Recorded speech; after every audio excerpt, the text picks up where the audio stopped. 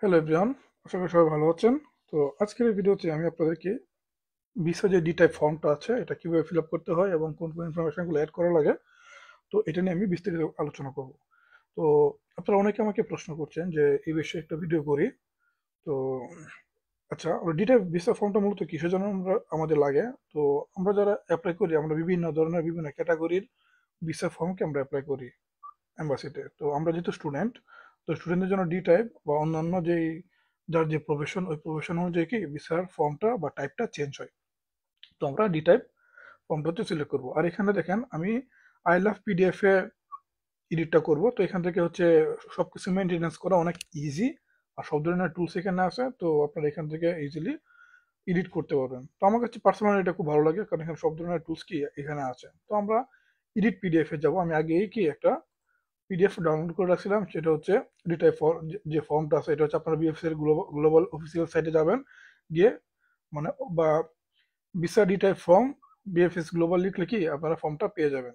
দেন এটা ডাউনলোড করে এখানে ওপেন করবেন। তো সাইজটা মোটামুটি অনেক ছোট, এখানে আপনারা এখান থেকে জুম ইন করে একটু বড় করে নেবেন, তাহলে আপনাদের বুঝতে ইজি হবে। তো এবার আসি দেখেন, তো আমরা যদি ডিটাইপ ফর্মের প্রথমেই খেয়াল করি, তো আসলে দেখবেন যেখানে মানে একটা ফটো অপশন আসে। তো ফটো অপশনে হচ্ছে আপনারা এখানে যেই আপনাদের যে রিকোয়ার্ড একটা ফটো সাইজ আছে, যে 4.0 সেন্টিমিটার ইন্টু 3.5 সেন্টিমিটারের যেই লেফট প্রিন্ট ফটো, ওই ফটোর দুইটা কপি এখানে আপনারা অ্যাটাচ করবেন। দেন পরবর্তীতে আসি যে 1 নাম্বার, আমি প্রথম দুইটা তিনটা ফর্ম ফিল আপ করবো, দেন হচ্ছে বাকিগুলো আমি নাম্বার ইংলিশে বলে দেবো, আপনারা জাস্ট নিজের একটু এডিট করে নেবেন। তো প্রথমে আসে আপনার সার নেম। তো আপনারা অ্যাপ্লিকেশনের মানে ইউনিভার্সিটি অ্যাপ্লিকেশনের সময় বা আপনারা হচ্ছে প্রি এনরোলমেন্টের সময় যে সারনেম গুলো আপনারা ইউজ করছিলেন, ওই সারনেম গুলা এখানে কি ওইভাবে আপনারা ইনসার্ট করবেন। এখানে সাইজ ছোট বড় করা যায়, আপনারা সাইজ গুলা ছোট বড় করে নেবেন আপনাদের প্রিফার্ড প্লেস অনুযায়ী। যেমন হচ্ছে এবার 2 নম্বর আসি, যে সারনেম এট বার্থ। তার মানে কি এটা কি সেম, এখানে সেম রাখবেন।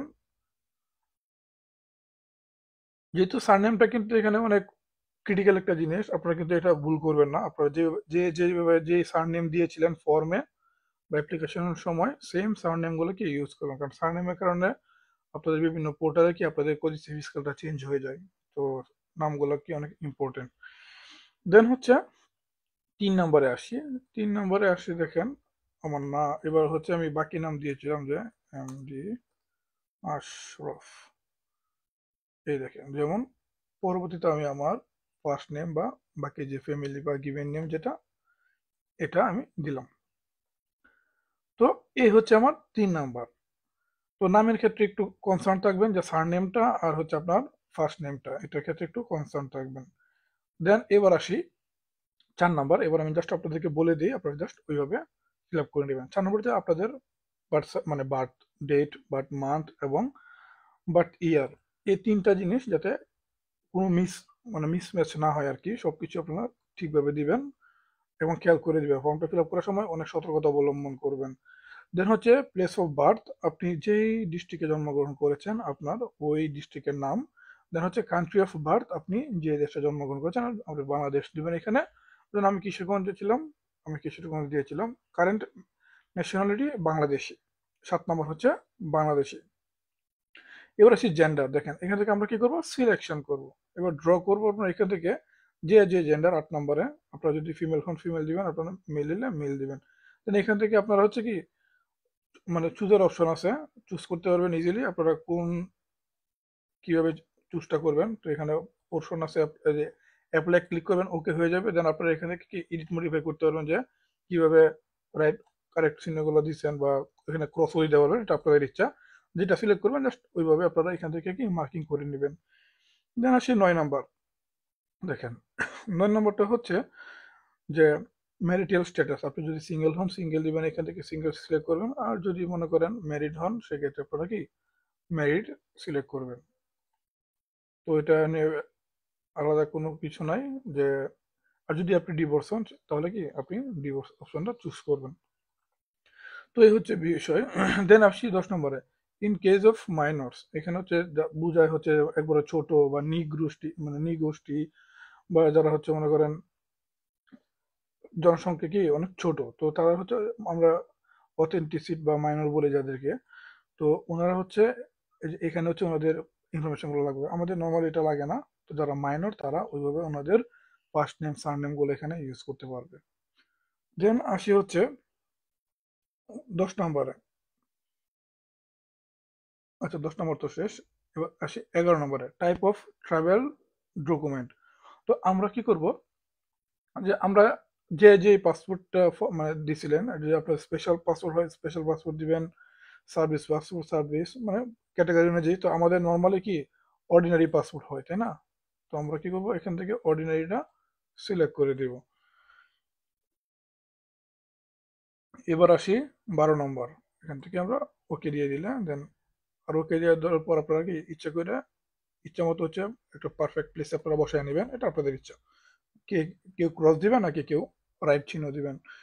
আচ্ছা, এবার আসি নাম্বার অফ ট্রাভেল ডকুমেন্টে 12 নম্বর। Number of travel document means আপনি যে পাসপোর্টটা দিচ্ছেন, এই পাসপোর্টের যে ইনফরমেশনটা আছে, পাসপোর্টের নাম্বার, এই পাসপোর্টের নাম্বারটা হচ্ছে এখানে দিবেন। আর এটা হচ্ছে ডেট অফ ইস্যু, আপনাকে কোন ডেটে ওরা পাসপোর্টটা প্রদান করছে, এটা আপনি পাসপোর্ট যখন ইনফরমেশন পেজে যাবেন, তো এখানে আপনি স্পষ্ট দেখতে পারবেন যে এখানে ডেট অফ ইস্যুটা দেয়া আছে। দেন ভ্যালিড আনটিল, এবং কত দিন পর্যন্ত এটা ভ্যালিড থাকবে একটা ডেট দেওয়া আছে, ওই ডেটটাকে আপনারা এখানে দিবেন। দেন হচ্ছে রিলাসিয়াতো দা, মানে ইস্যুড বাই, এটা আপনাকে কে ইস্যু করছে। যেমন যারা হচ্ছে ঢাকা বাংলাদেশের আন্ডারে, কত কথা ঢাকার আন্ডারে, তারা হচ্ছে ডিপ ঢাকা। আপনার যে চট্টগ্রামের হন, আপনাদের ওইভাবে আপনার নামটা দেখে নেবেন কোন নামটা হয় আর কি। এটা পাসপোর্টের মধ্যে সুন্দর করে লেখা থাকে, যেমন আমাদের যারা ঢাকার তারা হচ্ছে যেমন ডিপ ঢাকা লেখা থাকে আর কি। এই দেন হচ্ছে দেখেন, এবার হচ্ছে আসি 16 নম্বরে। 16 নম্বর হচ্ছে applicants home address and email address. আপনাদের অ্যাড্রেস যেটা, আপনাদের পার্মানেন্ট অ্যাড্রেস বা আপনার যে অ্যাড্রেস দিয়ে সবকিছু অ্যাপ্লাই করেছিলেন। একটা কথা, আপনাদের ফার্স্ট আপনার অ্যাপ্লিকেশন যাই করে না কেন, যেই জায়গায় একটা অ্যাড্রেস ইউজ করবেন, সেম অ্যাড্রেস সব জায়গায় আপনাকে ইউজ করতে হবে। তো আপনাদের যে অ্যাড্রেসটা ইউজ করেছিলেন এই অ্যাড্রেসটা দিবেন, এবং পাশে এখানে ব্র্যাকেট দিয়ে ইমেল অ্যাড্রেসটা কি দিয়ে দিবেন। এখানে দিবেন ফুল অ্যাড্রেস, যেমন কথা কথা আমি দিলাম যে বলিয়ার দিয়ে বাজিতপুর কিশোরগঞ্জ, দেন হচ্ছে ব্র্যাকেটে আপনাদের ইমেলটা দিয়ে দিবেন এখানে।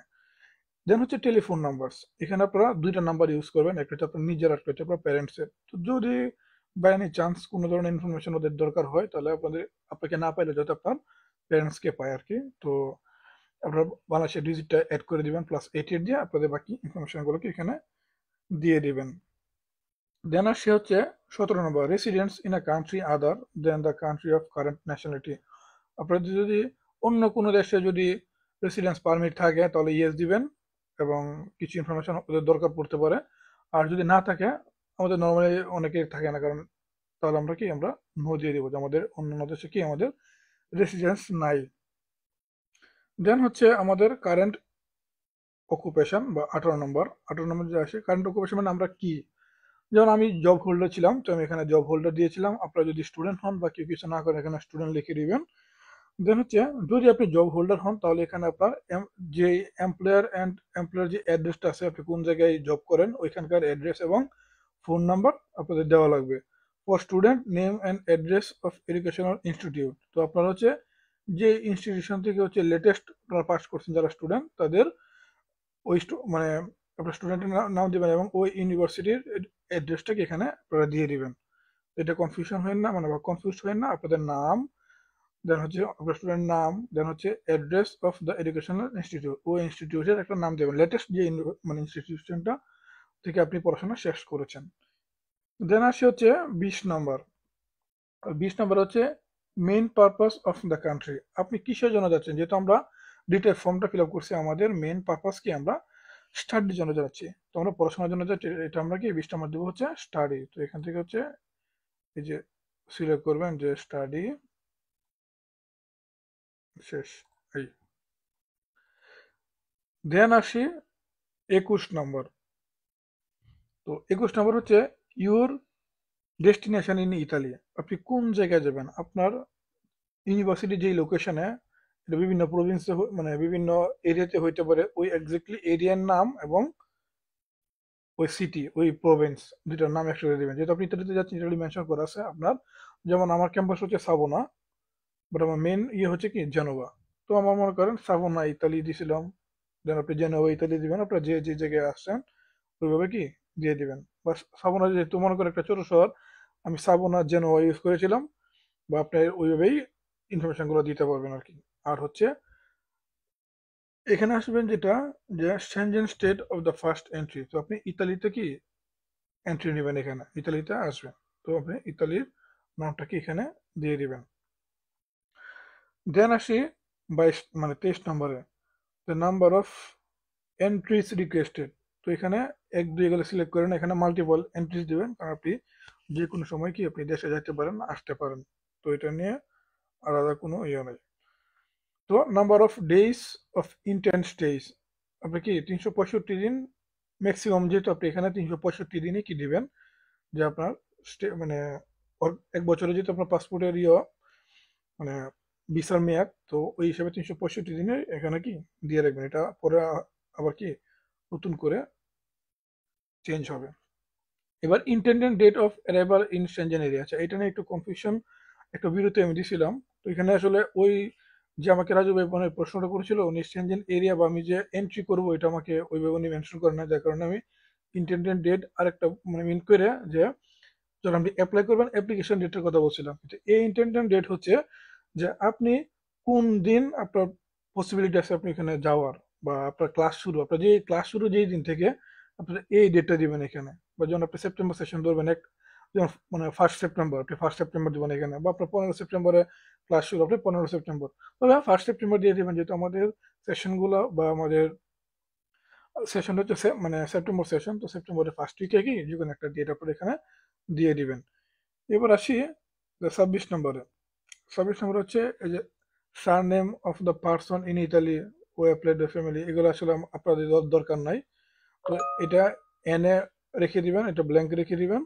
আর নিচে হচ্ছে for adoption, religious reasons, medical reasons, sports, study, mission, place, specify the address in Italy. তো আপনি যে অ্যাড্রেসে হচ্ছে ইতালিতে যাবেন, আপনি ওই অ্যাড্রেসটা কি এখানে দিয়ে দিবেন। যেহেতু আপনি আগে থেকে যারা হচ্ছে আপনাদের যদি কোনো কন্ট্রাক্ট থাকে, আপনি ওই কন্ট্রাক্টের অ্যাড্রেসটা দিবেন। আর যদি আপনাদের না থাকে, সেক্ষেত্রে 26 নম্বরে কি করবেন, মানে মানে এখানে আর কি এই এই পোর্শনটাতে আপনারা আপনাদের ইউনিভার্সিটির অ্যাড্রেসটা দিয়ে দিবেন। ইউনিভার্সিটির অ্যাড্রেস এটা কিন্তু অনেক ইম্পর্টেন্ট, আপনি একটু মনে রাখবেন। 26 নম্বরে আমরা নিচের অংশ, উপর অপশনটা ব্ল্যাঙ্ক বা এনে রাখবো, আর এখানে হচ্ছে আমরা ইউনিভার্সিটির অ্যাড্রেসটা দিয়ে দেব। দেন হচ্ছে এবার আসি আরেকটু নিচে, দেখেন যে address and email of the persons, এগুলো তো আপনি জানেন না, তো এগুলো সব এনে এনে দিয়ে দিবেন, কারণ আপনার ইউনিভার্সিটি যে আপনার অ্যাড্রেস এগুলো আপনি জানেন না। এবার 27 নম্বরে আসি, দেখেন যে surname, first name, address, telephone, fax and email address of a contact person in the company organization. So আপনি যে আপনার ডিপার্টমেন্টের যে কোঅর্ডিনেটর, আপনি ওই ডিপার্টমেন্টের কোঅর্ডিনেটরের ইনফরমেশনগুলো কি এখানে আপনি দিয়ে দিবেন। যে কথা কথা আমার ছিল যেমন গেব্রিয়েল মজার, তো উনি যে হেড অফ কোঅর্ডিনেটর, দেন হচ্ছে কোন আমার দেন হচ্ছে আমার এখানে সাবজেক্টটা দিবেন, যে যে সাবজেক্ট আপনি ইয়ে করবেন অ্যাপ্লাই করবেন ওই সাবজেক্টটা, মানে এখানে ইন্ডিভিজুয়ালি পোর্শন করা আছে। দেখেন 27 নম্বরে কি ইন্ডিভিজুয়ালি পোর্শন কি করে আছে। তো এখানে হচ্ছে না না, আচ্ছা আমি নিচেতে চলে গেছি, 27টা আমি বাকি রাখছি। 27 হচ্ছে name and address of host company, তার মানে কি আপনার ইউনিভার্সিটি এবং ইউনিভার্সিটির যে ইনফরমেশনগুলো আছে ওইগুলো এখানে আপনারা দিবেন। আর উপরে যে এইগুলো আছে এই অ্যাড্রেসগুলো কি আপনারা এনে রাখবেন। 27 নম্বরে এসে আপনারা মানে ইউনিভার্সিটির যে ফুল নেমটা দিবেন এবং অ্যাড্রেসটা দিবেন, এবং এখানে কি টেলিফোন নাম্বারটা দিবেন। এবার নিচে আসি যে সার নেমের এখানে অপশনে, এই অপশনে কি যে আপনার যে কোঅর্ডিনেটর, এই কোঅর্ডিনেটরের নাম দিবেন, তার অ্যাড্রেস দিবেন, তার ইমেল নাম্বার এবং আপনার ডিপার্টমেন্ট একসাথে কি সবগুলা দিয়ে দিবেন। এবার আসি 28 নম্বরে, যে cost of travelling and living during the applicant's stay in is covered by. Then হচ্ছে এই যে এখানে হচ্ছে আপনারা দ্য অ্যাপ্লিকেন্ট সিলেক্ট করবেন। তো তো আপনার এখানে স্পন্সর বা হোস্ট এন্ড আদার অপশন আছে, আপনি অ্যাপ্লিকেন্ট সিলেক্ট করবেন। তো